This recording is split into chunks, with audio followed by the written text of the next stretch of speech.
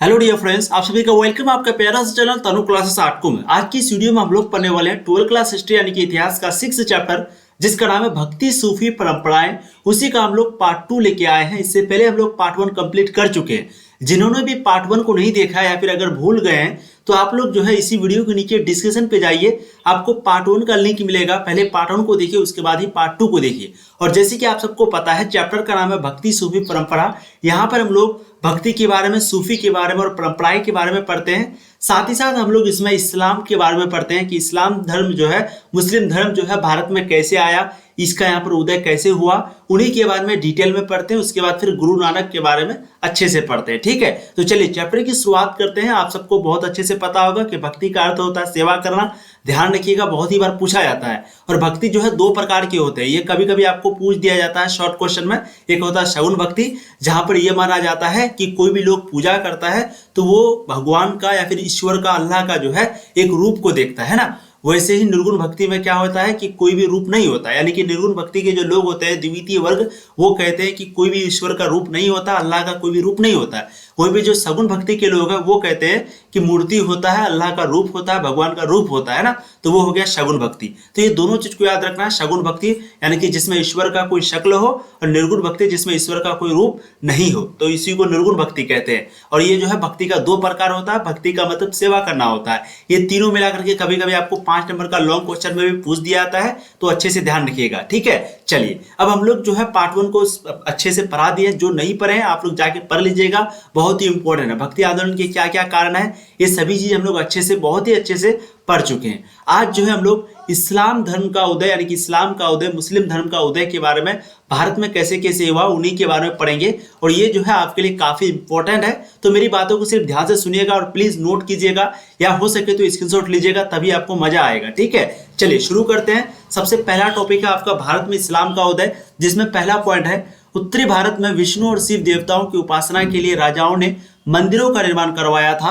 इसी समय धार्मिक नेता जो ब्राह्मणीय ढांचा से बाहर था, उनका प्रभाव बढ़ता जा रहा था। यानी कि उत्तरी भारत में जो है विष्णु और शिव देवताओं की जो उपासना के लिए जो राजा थे, उन्होंने जो है मंदिरों का निर्माण करवाया था। ठीक है, अच्छा, ये मंदिरों का निर्माण क्यों करवाया जाता था, तो आप सबको पता ही होगा कि मंदिर का निर्माण इसलिए करवाया जाता था ताकि लोगों का जो अट्रैक्शन है वो अपनी तरफ खींचा जाए, है ना। लोगों को अपनी तरफ आकर्षित किया जाए, जिससे कि उनको वोट मिले और राजा को जो है ज्यादा से ज्यादा लोग पसंद करें। इसीलिए वो लोग जो है उस समय मंदिर को बनवाया करते थे। यानी कि यहाँ पर कहा गया है कि देखिए, धार्मिक नेता जो ब्राह्मणीय ढांचा से बाहर था, उनका प्रभाव बढ़ता जा रहा था, है ना। धार्मिक नेताओं में जो जोगी थे, सिद्ध थे तथा नद थे, ये सभी शामिल थे। यानी कि जो भी धार्मिक नेता का जो धार्मिक नेता था, जो ब्राह्मणी ढांचा से बाहर था, उनका जो प्रभाव बढ़ता जा रहा था। तो उसमें कौन कौन से लोग थे धार्मिक नेता में? एक जोगी, एक सिद्ध और एक नाथ, ये नाम है। ठीक है, कई नए नेता यानी कि कई धार्मिक नेता ने जो है वेदों की सत्ता अर्थात वेद आधारित सत्ता को चुनौती दी और अपना विचार अपना जनता के सामने रखा। यानी कि कई ऐसे धार्मिक नेता थे जिन्होंने जो है वेदों की सत्ता, यानी कि जो वेद के द्वारा अपने आप को क्या कहता है, अपने आप को अच्छा कहते थे। यानी होता नहीं कि कोई कोई जो है किसी धर्म का नाम लेकर के या किसी किताब का नाम लेकर के जो है अपने आप को सही मान करके क्या करता है, वोट ले लेता है, ज्यादा लोगों का जो है अट्रैक्शन को आकर्षित कर लेता है अपनी तरफ, और फिर जो है वो शासन करता है। तो ये जो धार्मिक नेता थे, वो जो भी वेद, जो ऐसे राजा थे, उनके खिलाफ बहुत ज्यादा उनको चुनौती दिया, उनको चैलेंज किया और अपना विचार, यानी कि ये धार्मिक नेता जो है अपना विचार आम जनता के सामने रखा। ठीक है, नेक्स्ट पॉइंट है धार्मिक नेताओं को जनता का समर्थन प्राप्त था। और जो भी धार्मिक नेता थे उनको जनता का समर्थन प्राप्त था, फिर भी वह शासकों की ओर सत्ता के लालच अर्थात विशिष्ट दर्जा प्राप्त करने के लालच में नहीं गए, है ना। और फिर भी जो है ये धार्मिक नेता वह शासकों की ओर सत्ता के लालच अर्थात विशिष्ट दर्जा प्राप्त करने के लालच में नहीं गए, जबकि उनको धार्मिक नेताओं का जो है जनता का पूरा समर्थन था, फिर भी नहीं गया। ठीक है, इस समय 13वीं शताब्दी में तुर्कों द्वारा दिल्ली सल्तनत की नींव डाली गई और यहीं से जो है इस्लाम का उदय होना शुरू हुआ। यानी कि इसी समय 13वीं शताब्दी में तुर्कों के द्वारा दिल्ली सल्तनत की नींव डाली गई। इस्लामी परंपराएं अरब व्यापारी समुद्र मार्ग से पश्चिम भारत के बंदरगाह तक आए थे। ठीक है, यह सारे परिवर्तनों का प्रभाव संस्कृति और धर्म पर भी पड़ा। खासकर सूफियों का आगमन इन सारे परिवर्तनों में एक महत्वपूर्ण परिवर्तन था। तो ये पॉइंट को आपको ध्यान यहाँ पर रखना है कि इसी समय जो है 13वीं शताब्दी में तुर्कों के द्वारा दिल्ली सल्तनत की नींव डाली गई थी। किसके द्वारा? तुर्कों के द्वारा। ठीक है, और इस्लामी परंपराएं यानी कि अरब व्यापारी जो है वो समुद्र मार्ग से पश्चिम भारत के बंदरगाह तक आए थे। बंदरगाह का मतलब जहाँ पर जो पानी जहाज होता है, शिप होता है, वो रुकता है ना, तो उसी को बंदरगाह बोला जाता है। ये चीज आपको समझ में आ गई। अब यहाँ से हम लोग जो कि आपके लिए इंपॉर्टेंट है इस्लाम के बारे में पढ़ते हैं कि इस्लाम का जो उदय है वो भारत में कैसे कैसे हुआ, बहुत ही डिटेल में हम लोग अब पढ़ने वाले हैं। ठीक है, चलिए देखिए इस्लाम।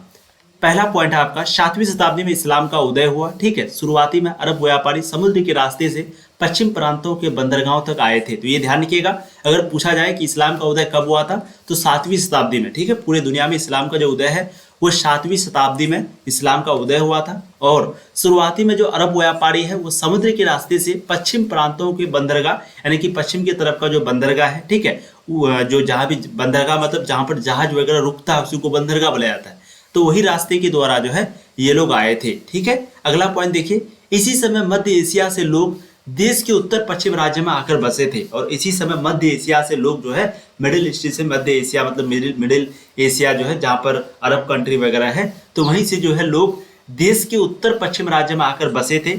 इस्लाम के उद्भव के ये क्षेत्र उस विश्व का हिस्सा बना जिसे इस्लामी दुनिया या इस्लामी विश्व कहा गया, यानी कि इस्लामिक वर्ल्ड कहा गया। मोहम्मद बिन कासिम नामक अरब सेनापति ने सिंध क्षेत्र पर हमला कर उसे खलीफा के क्षेत्र में सम्मिलित कर लिया। और फिर मोहम्मद बिन कासिम जो नामक एक अरब सेनापति था, उन्होंने जो है सिंध क्षेत्र पर हमला किया। ठीक है, और उसे जो है खलीफा के क्षेत्र में सम्मिलित कर लिया। खलीफा क्या होता है, जैसे पहले के जमाने में आपको पता होगा टोटल 4 खलीफा के बारे में इस्लाम में टोटल 4 खलीफा है ना। हजरत अबू बकर सिद्दीक हो गया, उसके बाद मुझे नाम अभी कंफर्म याद नहीं है, लेकिन टोटल 4 खलीफा है। ठीक है, मतलब एक अबू बकर सिद्दीक हो गया, एक आपका हो गया जैसे, यानी कि यहाँ कहने का मतलब ये है कि जब हजरत मोहम्मद की मृत्यु हुई थी, ठीक है, तो उनके बाद जो है यहाँ पर खलीफा का शासन शुरू हुआ। ठीक है, तो टोटल 4 खलीफा था, जिसमें से आप सबको पता ही होगा कि पहला जो है अबू बकर सिद्दीक था, उमर फारूक और एक अली और एक कोई था। ठीक है, तो मुझे नाम अभी कंफर्म याद नहीं है। तो मोहम्मद बिन कासिम नामक अरब सेनापति जो है वो सिंध क्षेत्र पर हमला किया और उसे खलीफा के क्षेत्र में, यानी कि पहले राजा उजा हुआ करता था, तो राजा के क्षेत्र में, तो उससे भी पहले खलीफा हुआ करता था, है ना। इस्लाम में टोटल 4 खलीफा है, तो खलीफा के क्षेत्र में जो है मोहम्मद बिन कासिम ने जो है इस क्षेत्र को शामिल कर लिया। और लगभग 13वीं शताब्दी ईस्वी में तुर्क तथा अफगानों ने दिल्ली सल्तनत की नींव डाली। और फिर 13वीं शताब्दी में तुर्क और अफगानों ने जो है दिल्ली सल्तनत की नींव डाली, तथा नींव डाली का मतलब दिल्ली सल्तनत की स्थापना किया, है ना, तथा सल्तनत की सीमा का विस्तार दक्कन तथा अन्य भागों तक हुआ। और फिर ये जो सल्तनत है इसका सीमा का बहुत ज़्यादा विस्तार हुआ, बहुत ज़्यादा फैलाव हुआ, बढ़ोतरी हुआ, और कहाँ तक हुआ, दक्कन और अन्य भागों तक हुआ। ठीक है, तो इसीलिए यहाँ पर कहा भी गया है कि 13वीं शताब्दी में तुर्कों द्वारा दिल्ली सल्तनत की नींव डाली गई थी। तो अगर ऑप्शन में पूछ दिया जाए कि दिल्ली सल्तनत की नींव जो है किनके द्वारा डाली गई थी, तुर्कों के द्वारा, अफगानों के द्वारा, ऑप्शन में जो रहेगा उन्हीं पे आपको टिक लगाना है। ठीक है, अधिकतर क्षेत्रों के शासक इस्लाम धर्म के अनुयायी थे, और जहाँ के भी शासक थे, यानी कि ये जो कहा जा रहा है 13वीं शताब्दी में जैसे तुर्क के द्वारा हुआ, अफगान के द्वारा हुआ, तो ये लोग जो है किसके साथ मतलब कि कौन से धर्म को मानते थे, तो इस्लाम को मानते थे, है ना। तो अधिकतर जो क्षेत्रों के शासक थे वो इस्लाम के अनुयायी थे, यानी कि इस्लाम के फॉलोवर थे। अनुयायी का मतलब फॉलोवर, यानी कि इस्लाम धर्म को मानने वाले थे। ठीक है, यह हालात 16वीं शताब्दी में मुगल सल्तनत की स्थापना के साथ बनी रही। और ये जो हालात है वो 13वीं शताब्दी में दिल्ली सल्तनत की स्थापना हुई थी, है ना, ये सबको आप सबको पता ही होगा। तो दिल्ली सल्तनत की स्थापना के बाद भी जब 16वीं शताब्दी में मुगल सल्तनत की स्थापना हुआ तो वो भी जो है इस्लाम धर्म को ही मानते थे। ठीक है, और 18वीं शताब्दी में भी कई अन्य शासक उभर कर आए, वो भी इस्लाम धर्म का पालन करते थे। तो ये सभी चीज़ को ध्यान रखिएगा।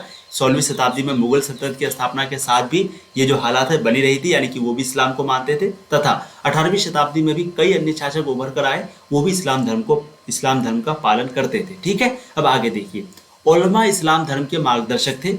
जैसे इधर पंडित होता है ना, तो वैसे ही जो है उलमा होता है, यानी कि आप सिंपली मौलवी समझ सकते हैं, फिर उलमा समझ सकते हैं, जो कि इस्लाम धर्म के मार्गदर्शक थे। मार्गदर्शक का मतलब क्या हो गया, सही रास्ता दिखाने वाला, यानी कि इस्लाम धर्म क्या है उसको बताने वाला, कि इस पर कैसे आप जो है इस्लाम धर्म में क्या कहता रह सकते हैं, क्या क्या तरीकाएं हैं। जैसे वहाँ पर नमाज वगैरह पढ़ा जाता है तो वो कैसे पढ़ा जाता है, रोज़ा वगैरह रखा जाता है कैसे रखा जाता है, तो ये कौन बताता है, ये उलमा बताता है ना। तो उलमा जो है वो इस्लाम धर्म के मार्गदर्शक थे। धार्मिक इस्लामिक रूप से मुसलमान इन्हीं उलमा के आदेश का पालन करते थे, और धार्मिक इस्लामिक रूप से जो भी मुसलमान है वो किसके आदेश का पालन करता था, उलमा के, यानी कि उलमा जो कहते थे, है ना, क्योंकि वो पढ़ते थे, तो वो पढ़ने के साथ किताब को पढ़ने के साथ जो भी बताते थे तो उन्हीं का पालन जो है लोग करते थे। ठीक है, क्योंकि उलमा इस्लाम धर्म के ज्ञाता होते थे और उलमा से यह अपेक्षा की जाती थी कि वह शरिया शासन यानी कि शरिया कानून का अमल सुनिश्चित करवाए, है ना। तो क्योंकि उलमा जो है वो एक तो मार्गदर्शक है यानी कि सही बात को बताने वाला है, उसके साथ ही जो है शरिया कानून क्या होता है, तो इस्लाम में जो है इस्लामी कानून को ही शरिया कानून कहते हैं। यानी कि कहने का मतलब ये है कि बहुत सारे ऐसे कंट्री है जैसे कि अरब कंट्री हो गया जहाँ पर इस्लामिक शासन है, तो इस्लामिक शासन का मतलब हुआ कि वहाँ पर शरिया कानून है। शरिया कानून जो है वो इस्लाम का कानून है, ठीक है।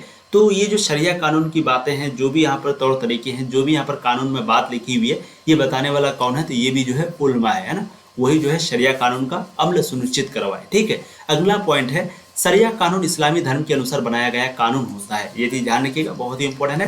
ये जो शरिया कानून है वो इस्लामी धर्म के अनुसार बनाया गया एक कानून होता है। इस्लाम धर्म अपने वर्ग तक ही सीमित नहीं थे, बल्कि इसका विस्तार उपमहाद्वीप के दूर दूर के क्षेत्रों तक अलग अलग समुदायों, शिल्पी, योद्धाओं, व्यापारियों के बीच हो गया था। और इस्लाम धर्म जो है वो अपने वर्ग तक ही सीमित नहीं था, बल्कि इसका विस्तार जो है बहुत ज्यादा हुआ, दूर दूर के क्षेत्रों तक हुआ, है ना। और समुदायों, शिल्पी, योद्धाओं, व्यापारी, ये सभी के बीच होने लगा था। यानी कि जो भी अलग अलग समुदाय थे, अलग अलग शिल्पी लोग थे, अलग अलग योद्धा थे, उन तक जो है इस धर्म का प्रचार बहुत ज़्यादा हुआ। और जैसे कि आप सबको पता ही होगा, अभी दुनिया में जो है दूसरे नंबर पे इस्लाम धर्म है। और इस्लाम जो है फैलने वाला सबसे मतलब कि सबसे ज़्यादा फैलने वाला धर्म है पूरी दुनिया में, है ना। हो सकता है ये जो है 1 नंबर पे भी बहुत जल्दी आ जाए, 2050 तक ऐसे अनुमान लगाया जाता है। तो ये चीज़ें आपको समझ में आ गई। इस्लाम का उदय कैसे कैसे हुआ, ध्यान रखिएगा 7वीं शताब्दी में इस्लाम का उदय हुआ था। ये सभी चीज़ आपके लिए इंपॉर्टेंट है। मोहम्मद बिन कासिम नामक सेनापति जो है वो सिंध क्षेत्र पर हमला किया और खलीफा क्षेत्र में सम्मिलित किया, ठीक है। वो ये चीज़ आपको अच्छे से याद रखना है। तो दिल्ली सल्तनत की जो नींव है वो किसने डाली थी, तो वो जो है तुर्क ने भी डाली थी और अफगानों ने भी डाली थी। तो ये भी चीज़ को ध्यान रखिएगा। और 16वीं शताब्दी में मुगल सल्तनत की स्थापना हुआ था और वो भी इस्लाम धर्म के अनुयायी थे, यानी कि फॉलोअर थे, ठीक है। चलिए अब हम लोग नेक्स्ट टॉपिक के बारे में बात करते हैं, जो कि है जिम्मी, और जो कि काफ़ी इंपॉर्टेंट है। प्लीज़ मेरी बातों को ध्यान से सुनिएगा, चैटिंग वगैरह नहीं कीजिए आप लोग, और सिलेबस का भी टेंशन मत लीजिए, वो 100% खत्म होगा, ठीक है। चलिए देखिए जिम्मी, जिम्मी शब्द की उत्पत्ति जो है वो अरबी शब्द जिम्मा से हुआ। ध्यान रखिएगा, ये जो जिम्मी शब्द की उत्पत्ति है वो कहाँ से हुआ है, तो अरबी शब्द जो कि जिम्मा है उसी से हुआ है। मुस्लिम शासक के क्षेत्रों में रहने वाले अन्य धर्म जैसे कि ईसाई और यहूदी धर्म को जिम्मी कहा गया था, है ना। तो ये भी ध्यान रखिएगा, जो भी मुस्लिम शासक थे, जहाँ भी मुस्लिम शासक था, तो वहाँ पर जो अन्य लोग रहते थे मुस्लिम को छोड़ करके, जैसे कि ईसाई हो गया, यहूदी हो गया, या फिर और भी कोई हो गया, है ना, तो उन्हीं को जो है जिम्मी कहा गया, ठीक है। मुस्लिम शासक इनको संरक्षण देते थे तथा जजिया नामक कर वसूलते थे। और मुस्लिम शासक जो है उस वक्त में इन लोगों को संरक्षण यानी कि सुरक्षा देते थे। सुरक्षा का मतलब जैसे अभी पुलिस स्टेशन है ना, तो वैसे ही जो है उस वक्त में जो भी राजा हुआ करते थे वो भी इन लोगों को सुरक्षा संरक्षण देता था। और इस संरक्षण के बदले उनसे जो है टैक्स लिया जाता था, कर लिया जाता था, यानी कि उस कर का नाम है जजिया। तो ध्यान रखिएगा, जजिया नामक टैक्स लिया जाता था। किनसे लिया जाता था, तो ये जो है अलग धर्म से, यानी कि कहने का मतलब है जिनको संरक्षण देता था उन्हीं से लिया जाता था, है ना। भारत में इसके अंतर्गत हिंदुओं को भी शामिल किया गया था। तो ये भी चीज़ ध्यान रखिएगा, ये जो जिम्मी है तो जिम्मी ईसाई के लिए भी था, यहूदी के लिए भी और हिंदुओं के लिए भी, ठीक है। मुगल शासक अपने आप को सिर्फ मुसलमानों का नहीं बल्कि सारे समुदाय का बादशाह मानते थे। और मुगल शासक जो भी होते थे वो सिर्फ मुसलमानों का नहीं बल्कि सारे समुदाय कहने का मतलब है जो भी छोटी बड़ी जाति आते थे उन सभी का मतलब कि उन सभी को अपने अंतर्गत समझते थे और सभी का बादशाह मानते थे, है ना। आगे देखते हैं, बहुत से शासकों ने अन्य धर्म के प्रति श्रद्धा भाव व्यक्त किए और उन्हें अपने होने का एहसास दिलाया। और बहुत से ऐसे मुगल शासक हैं जो कि अन्य धर्म के प्रति, यानी कि जो उसका धर्म है उसके अलावा और भी जो धर्म है उनके प्रति जो है अपना दयालुता दिखाते थे, अपना भाव को व्यक्त करते थे और उन्हें अपनापन होने का एहसास दिलाते थे कि हम भी आपके अपने ही हैं, आपको टेंशन लेना नहीं है। तो इन ऐसे जो है ये लोग अपने आप को जी बिल्कुल दिखाते थे। अब अगला पॉइंट यहाँ पर देखिए कि कैसे दिखाते थे, उसको थोड़ा देखते हैं। तो जैसे कि भूमि अनुदान हो गया, यानी कि भूमि अनुदान कर देता था दूसरे धर्म के लोगों को, है ना। कर की छूट दे देता था, जैसे ये जो जजिया कर है तो इसमें मान लेते हैं 10 रुपया हुआ तो उनसे अब 5 रुपया लिया जाता है, तो इससे भी लगता था कि कहीं ना कहीं अपना है, ठीक है। उसके बाद कर की छूट हिंदू, पारसी, जैन, ईसाई तथा यहूदी धर्मस्थाओं को दी और साथ ही इन धर्मों के नेताओं के साथ अच्छा व्यवहार और प्रेम के साथ अपना संवाद बनाए रखा। यानी कि कहने का मतलब यही है कि बहुत से ऐसे शासक हैं जो कि दूसरे धर्म को अपनापन होने का एहसास दिलाया, उन लोगों को भूमि अनुदान किया, कर का छूट किया। कौन कौन से धर्म को, तो हिंदू धर्म को, पारसी धर्म को, जैन धर्म को, ईसाई धर्म को और यहूदी धर्म को। इन लोगों को जो है कहीं ना कहीं विशेष छूट दिया है ना। और साथ ही साथ इन धर्मों के जो भी नेता हुआ करते थे उनके साथ बहुत ही अच्छा बिहेवियर रखता था, बहुत ही अच्छा व्यवहार रखता था और प्रेम के साथ अपना संवाद बनाए रखा। ठीक है, अनेक बादशाह जिसमें से अकबर और औरंगजेब भी इस चीज में सम्मिलित है। ठीक है, ध्यान रखिएगा, अकबर और औरंगजेब जो है इसका एग्जाम्पल है। तो जिम्मी के बारे में आपको समझ में आ गया, ये सभी आपका सिलेबस में है, सिलेबस के द्वारा आपको पढ़ाया जा रहा है, एनसीईआरटी के अकॉर्डिंग पूरा है। तो प्लीज स्क्रीनशॉट जरूर ले लीजिएगा जो जो आपको इंपॉर्टेंट लगे। ठीक है, चलिए अब अगला पॉइंट को देखते हैं। इस्लाम के टोटल 5 स्तंभ है। स्तंभ का मतलब क्या होता है? पिलर, यानी कि इस्लाम में कोई भी अगर दाखिल होता है तो ये 5 चीज उसको करना ही होगा, यानी कि ये 5 चीज होगा तभी इस्लाम होगा, है ना। सबसे पहला है शहादत। शहादत का मतलब क्या होता है कि अल्लाह एकमात्र ईश्वर है। अल्लाह यानी कि गॉड जो है, ईश्वर जो है एकमात्र, वो कौन है? अल्लाह है। और पैगंबर मोहम्मद उनके दूत हैं, यानी कि रसूल है। तो ये चीज़ ध्यान रखिएगा कि इस्लाम में ये चीज़ को मानना पड़ता है और बिल्कुल मानता है कि अल्लाह जो है वो एकमात्र है, यानी कि वो लोग बोलता है कि अल्लाह सिर्फ एक है ना। तो अल्लाह सिर्फ एक है और हजरत पैगंबर जो है, हजरत पैगंबर पूरा नाम उसका ये है, हजरत मोहम्मद मुस्तफ़ा सल्लल्लाहु अलैहि वसल्लम। ठीक है, तो ये जो है उनके रसूल है। ठीक है, किनके रसूल हैं? यानी अल्लाह के रसूल है। तो ये चीज़ आपको समझ में आएगा। तो इस्लाम में ये पहला पॉइंट को माना जाता है। दूसरा क्या है? दिन में 5 बार नमाज पढ़नी चाहिए, है ना। 5 बार नमाज पढ़नी चाहिए का मतलब जैसे पूजा करते हैं तो वैसे ही 5 बार नमाज पढ़नी चाहिए। ठीक है, खैरात यानी कि ज़कात बांटनी चाहिए। खैरात उन लोगों में बांटनी पड़ती थी जो गरीब और बेसहारा थे। तो ये तीसरा भी जो है बहुत ही इंपॉर्टेंट है। खैरात यानी कि ज़कात देना बहुत ही ज़रूरी है अगर आप इस्लाम में रहना चाहते हैं तो। ठीक है, तो खैरात मतलब इस्लाम में रहने का मतलब क्या होगा कि ये सभी चीज़ मानना ही पड़ेगा आपको, इस्लाम का एक प्रकार का रूल है। ठीक है, तो खैरात बहुत ज़रूरी होता है। जो भी गरीब बेसहारा लोग होते हैं तो उन लोगों को कैसे होगा? तो खैरात जब आप देंगे, ठीक है, 2-2.5% होता है ऐसे कुछ, तो उन लोगों को देंगे तभी जो गरीब है बेसहारा लोग हैं वो लोग अपना जीवन यापन सही से कर पाएगा, है ना। तो खैरात बांटना बहुत ही ज़रूरी हो जाता है। उसके बाद रमज़ान के महीने में पूरा रोज़ा रखा जाता है, फास्टिंग जिसको हम लोग बोलते हैं, रोज़ा जिसको बोलते हैं रमज़ान के महीने में। और हज तथा उम्रा के लिए मक्का जाना चाहिए और हज भी करना ज़रूरी होता है। तो ये 5 चीज़ है जो कि बहुत ही ज़रूरी हो जाता है इस्लाम की, इसीलिए कहा जाता है इस्लाम के टोटल 5 स्तंभ है ना। स्क्रीनशॉट आप लोग ले सकते हैं, हो सकता है ये जो है आपको क्वेश्चन में पूछ दे। अब जो नेक्स्ट पॉइंट है वो ये है कि इस्लाम की पवित्र पुस्तक कुरान शरीफ है। यह अरबी में लिखा गया है और इसमें 114 अध्याय है। बहुत ही इंपॉर्टेंट टॉपिक है ये आपका, बहुत ही इंपॉर्टेंट, ध्यान रखिएगा। इस्लाम की पवित्र पुस्तक का नाम है कुरान शरीफ, है ना।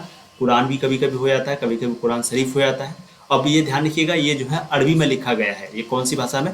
वैसे तो अभी आपको इंग्लिश भाषा में भी मिल जाएगा, सारे लैंग्वेज में भी आपको मिल जाएगा ये जो कुरान है, लेकिन ये शुरू में जो लिखा गया था वो अरबी में लिखा गया था। ठीक है, और इसमें टोटल 114 चैप्टर है, 114 अध्याय है। ये चीज़ को आपको ध्यान रखना है। ठीक है, अगला पॉइंट है, मक्का सऊदी अरब में एक पवित्र स्थल है जो कि पूरे विश्व के मुसलमानों का पवित्र स्थल है। तो ये भी चीज़ को ध्यान रखिएगा, जो मक्का है वो सऊदी अरब में एक पवित्र यानी कि एक पाक जगह है ना, पाक स्थल है। और ये पूरे विश्व के मुसलमानों का पवित्र स्थल है, यानी पूरी दुनिया में जितने भी मुसलमान हैं तो उन लोगों का पवित्र यानी कि पाक स्थल जो है वो क्या है? मक्का है। यहाँ पर जो है हर मुसलमान जाना पसंद करते हैं। और जैसे मैंने कहा ना कि ये 5 पिलर, तो उसमें से एक हज जो है वो हज भी वहीं पे किया जाता है। कहाँ पर? मक्का में। ये भी चीज़ को आपको ध्यान रखना है। ठीक है, किंतु इन सार्वभौमिक तत्वों को लेकर शिया तथा सुन्नी में विभिन्नता देखने को मिलती है। और इस्लाम में जो है टोटल 2 फिरका बोल सकते हैं हम लोग, 2 समुदाय बोल सकते हैं, यानी कि इस्लाम के अंदर 2 लोगों के बीच बंटवारा बहुत ज़्यादा है, एक है शिया, एक है सुन्नी।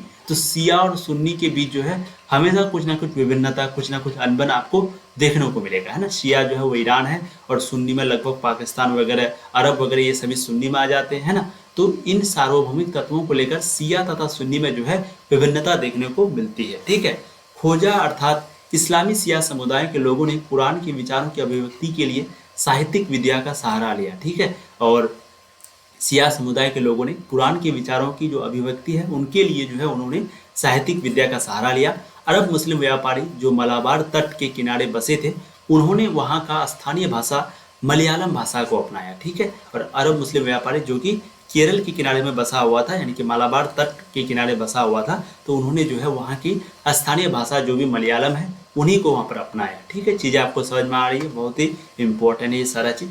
ठीक है, चलिए अब नेक्स्ट पॉइंट पर चलते हैं, नेक्स्ट लाइन पर चलते हैं, जो कि है समुदायों के नाम। यानी कि इतिहासकारों ने 8वीं से 14वीं शताब्दी के बीच संस्कृत ग्रंथों तथा अभिलेखों का अध्ययन कर यह निष्कर्ष निकाला कि मुसलमान शब्द का इस्तेमाल शायद ही कहीं हुआ होगा। ठीक है, तो यहाँ पर आपको ये पॉइंट समझ में आ गया कि जो भी इतिहासकार थे उन्होंने जो है 8वीं से 14वीं शताब्दी के बीच संस्कृत ग्रंथों का भी और अभिलेखों का भी अध्ययन किया और यह निष्कर्ष निकाला कि मुसलमान शब्द का जो इस्तेमाल है वो कहीं पे नहीं हुआ था। ठीक है, आगे देखते हैं।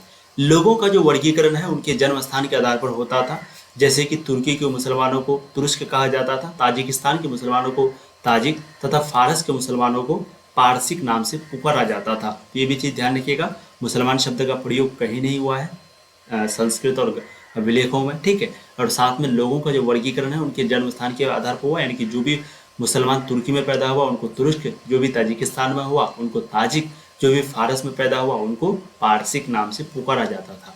तुर्क तथा अफगानों को शक एवं यवन नाम से भी संबोधित किया गया। ठीक है, और जो भी तुर्क और अफगान के लोग थे उनको शक एवं यवन, यानी कि शक जो है वो तुर्क के लोगों को और अफगान जो है वो यवन जो है वो अफगान के लोगों को, यानी कि इन्हीं के नाम से उनको संबोधित किया गया। ठीक है, चलिए अब नेक्स्ट टॉपिक पर समझते हैं मलेच्छ। मलेच्छ क्या है? वह प्रवासी समुदाय जो वर्ण के नियमों का पालन नहीं करते थे, है ना। वह प्रवासी समुदाय जो कि वर्ण के नियमों का पालन नहीं करते थे तथा उनकी भाषा भी संस्कृत से उद्भव नहीं हुई थी, अर्थात जो संस्कृत से नहीं उपजती थी उन्हें मलेच्छ की संज्ञा दी गई। ध्यान रखिएगा, श्रीनगर में झेलम नदी के तट पर, यानी कि झेलम नदी के किनारे पर बनी जो शाह हमदान मस्जिद है, ये सभी मस्जिदों में मुकुट का नगीना समझा जाता है। इनको 1935 ईस्वी में बनवाया गया था। तो ये बहुत ही इंपॉर्टेंट टॉपिक है और बहुत ही इंपॉर्टेंट पॉइंट है, ध्यान रखिएगा। मस्जिद का नाम क्या है? श्रीनगर में झेलम नदी के किनारे पर जो बनी मस्जिद बनी है जिसका नाम है शाह हमदन मस्जिद, है ना। ये जो है सभी मस्जिदों में मुकुट का नगीना, इनको क्या समझा जाता है? मुकुट का नगीना, यानी कि क्राउन जेवेल समझा जाता है। और इनकी जो स्थापना है, इनको जो बनाया गया था, कब बनाया गया था? 1935 ईस्वी में बनाया गया था।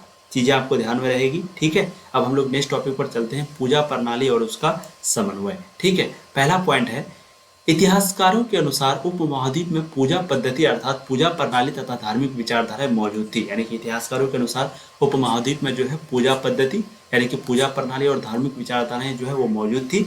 इसके अंतर्गत ब्राह्मणी विचारधारा का प्रचार प्रसार, पौराणिक ग्रंथों की रचना, परीक्षण यानी कि हर तरफ से रक्षा तथा संकलन के माध्यम से हुआ। यह ग्रंथ आसान संस्कृत छंदों में लिखे हुए थे। ब्राह्मणीय विचारधारा के काल में ही ब्राह्मणों ने शूद्र, स्त्री तथा अन्य सामाजिक वर्गों की आस्थाओं और आचरणों को स्वीकृति प्रदान की। ठीक है, जो शूद्र थे, आप सबको पता ही होगा शूद्र का काम क्या होता था? सभी लोगों का सेवा करना, यानी कि जो ब्राह्मण थे, जो क्षत्रिय थे, है ना, तो उन लोगों का सेवा करना, वैश्य थे तो उन लोगों का सेवा करना, ये काम किसका था? शूद्र का था हिंदू धर्म के अनुसार। लेकिन बाद में जो है इन लोगों को स्वीकृति प्रदान की गई, इन लोगों को छूट प्रदान की गई और स्त्री के साथ जो भी अन्याय किया जाता था और जो भी सामाजिक वर्गों के साथ अन्याय किया जाता था, इन लोगों को जो है बाद में छूट दिया गया और बहुत ही ज़्यादा इन लोगों को एक प्रकार का बोल सकते जो अत्याचार होता था वो कम से कम किया गया, खत्म किया गया, है ना। अब आगे देखिए, महान और लघु। महान और लघु क्या होता है, इनको थोड़ा समझते हैं। देखिए, भारतीय समाज का अध्ययन तथा विश्लेषण कर समाज शास्त्री रॉबर्ट रेडफील्ड ने भारतीय परंपरा को लघु और महान परंपरा में विभक्त किया। ध्यान रखिएगा, भारतीय समाज का अध्ययन तथा विश्लेषण कर समाज शास्त्री जिसका नाम है रॉबर्ट रेडफील्ड ने जो है भारतीय परंपरा को लघु और महान परंपरा में बांटा। महान परंपरा क्या होता है, ये पहले तो ध्यान रखिएगा। भारतीय समाज का जो अध्ययन किया और विश्लेषण किया और जिसका नाम समाजशास्त्री जिसका नाम है रॉबर्ट रेडफील्ड, इन्होंने जो है भारतीय परंपरा को लघु परंपरा में और महान परंपरा में बांटा, विभक्त किया। ठीक है, अब आगे हम लोग समझते हैं ये जो महान परंपरा है वो क्या होता है और ये जो लघु परंपरा है वो क्या होता है। देखते हैं। देखिए, महान परंपरा, यह परंपरा समाज के प्रभुत्वशाली वर्गों द्वारा अपनाया जाता था। यानी कि ये जो परंपरा, महान परंपरा है, वो समाज के जो प्रभुत्वशाली वर्ग होते थे, ताकतवर वर्ग होते थे, उन्हीं के द्वारा अपनाया जाता था। जैसे कि राजा, पुरोहित, शक्तिशाली वर्ग जिनका समाज पर दबदबा था, अभिजात इत्यादि। ठीक है, अब लघु परंपरा क्या होता है, तो जो भी सामान्य कृषक थे यानी कि जो भी किसान थे, निरक्षर थे, उन्हीं के द्वारा ये जो है अपनाए गए परंपरा थे। इनको जो है रॉबर्ट फिल ने लघु परंपरा का नाम दिया। ठीक है, और अगला पॉइंट, मातृगृहता। मातृगृहता का मतलब वह प्रथा जिसमें स्त्रियां शादी के बाद अपने संतान सहित पति के साथ अपने मायके में ही निवास करती है, मातृगृहता कहलाती है। ठीक है, मातृगृहता, गृहता मतलब जहाँ रहने वाला। ठीक है, यानी कहने का मतलब जैसे किसी का शादी हुआ तो पति भी और उनका बेटा वगैरह जो भी बच्चा होता है वो भी, और साथ में पत्नी भी, वो अपने घर में ही रहती है। यानी कि पत्नी जो है अपने ससुराल नहीं जाती है, वो अपने मायके यानी कि अपने अम्मी के वहीं रहती है। और ये जो पति है वो अपनी अम्मी को छोड़ के कहाँ चले जाते हैं, अपने पत्नी के पास, अपने सास ससुर यानी कि ससुराल में चले जाते हैं। ठीक है, यानी कि कहने का मतलब ये है कि कोई भी स्त्रियाँ शादी करने के बाद अगर अपने घर में ही रह जाए अपने बच्चे के साथ, अपने पति के साथ, उसी सिस्टम को मातृगृहता बोला जाता है। क्या बोला जाता है? मातृगृहता। इसको भी आप लोग ध्यान रखिएगा। ठीक है, तो आपको महान परंपरा के बारे में समझ में आ गया और लघु परंपरा के बारे में समझ में आ गया। अब जो हम लोग का नेक्स्ट टॉपिक होगा पार्ट 3 जो होगा, हम लोग पार्ट 3 में सूफीवाद का विकास किस तरह हुआ इसको देखेंगे। ठीक है, कल ही ये आपका खत्म होगा। खानका के बारे में पढ़ेंगे, उसके बाद उपमहाद्वीप में चिश्ती सिलसिला के बारे में बहुत ही डिटेल्स में पढ़ेंगे। ठीक है, प्लीज़ जो भी अगर अभी तक तैयारी अच्छे से नहीं कर रहे हैं आप लोग वेबसाइट पे जाकर के भी अच्छे से पढ़ सकते हैं। वेबसाइट का नाम है तनुक्लासेस, ठीक है .com वेबसाइट का नाम है। वहाँ से भी जो है आप अच्छे से जाके पढ़ सकते हैं। लिंक आपको डिस्क्रिप्शन में मिल जाएगा। किसी को भी PDF वगैरह चाहिए तो आपको उसका भी लिंक जो है मतलब कि मोबाइल नंबर जो है वो भी आपको डिस्क्रिप्शन में मिल जाएगा। मोबाइल नंबर सिंपली क्या है, आपको व्हाट्सएप मैसेज करना है 7667, ठीक है 532320। तो ये जो है मोबाइल नंबर है, इस पर आप मैसेज करिए। व्हाट्सअप मैसेज करना बहुत ज़रूरी है और वहाँ से जो है आप कोर्स को जल्द से जल्द ज्वाइन करें। ठीक है, अब आपकी तैयारी बहुत ही मज़े से होगी। तो प्लीज़ ज़्यादा से ज़्यादा वीडियो को शेयर कीजिएगा, लाइक कीजिएगा, चैनल को भी सब्सक्राइब कीजिएगा। शेयर जरूर करना अपने सारे दोस्तों को, जो भी आपके दोस्त हैं और जो भी पढ़ाई शुरू नहीं किए हैं उनको बोलिएगा कि पढ़ाई अब शुरू कर दो। वक्त जो है बहुत कम है, अब 5 महीना आपके पास ओनली बच गया है। ठीक है, थैंक यू सो मच। ऐसे आप लोग पढ़ाई करते रहिए। All the very best. और प्लीज़ अच्छे से मेहनत कीजिए, रिवाइज कीजिए। आपके सिलेबस की चिंता ना करें, हम लोग उसके लिए हैं और आपके सिलेबस 100% हर हाल में खत्म होंगे। ठीक है, थैंक यू सो मच। किसी को भी PDF चाहिए मैसेज कीजिएगा और या फिर आप गूगल पे जाके tanuclasses.com से वेबसाइट पे जाके अच्छे से पढ़ भी लीजिएगा। ठीक है, थैंक यू।